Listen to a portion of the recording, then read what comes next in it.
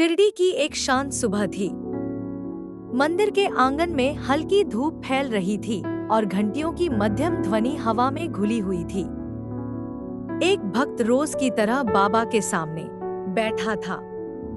उसके होंठ कभी का उच्चारण करते, कभी अनायास ही राम निकल जाता और कभी वह बस आंखें बंद किए साईं बाबा के चरणों में श्रद्धा से झुक जाता। उसके लिए ये नाम अलग अलग नहीं थे, फिर भी मन के किसी कोने में एक सवाल हमेशा चुपचाप खड़ा रहता था। एक दिन किसी ने उससे पूछ ही लिया कि वह एक नाम क्यों नहीं चुनता। क्या भ्रम नहीं होता राम और साईं को एक साथ मानने में? भक्त मुस्कुराया, लेकिन उत्तर शब्दों में नहीं आया। वह चुपचाप मंदिर से लौट आया, जैसे उसका जवाब अभी बन ही रहा हो। उसी रात उसने सपना देखा। सपने में साईं बाबा सरल वेश में उसके सामने खड़े थे। चारों ओर गहरी शांति थी।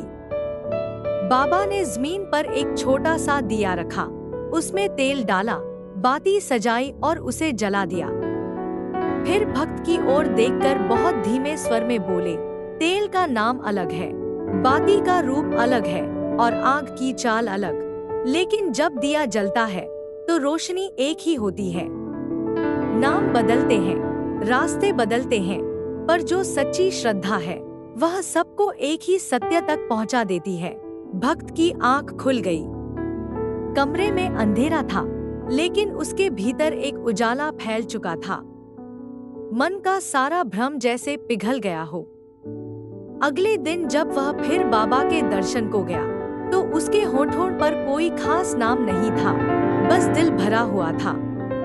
उस दिन उसने समझ लिया कि जहाँ सच्ची श्रद्धा है, वहाँ भी है, वहीं राम भी है और वहीं साईं बाबा स्वयं विराजमान है।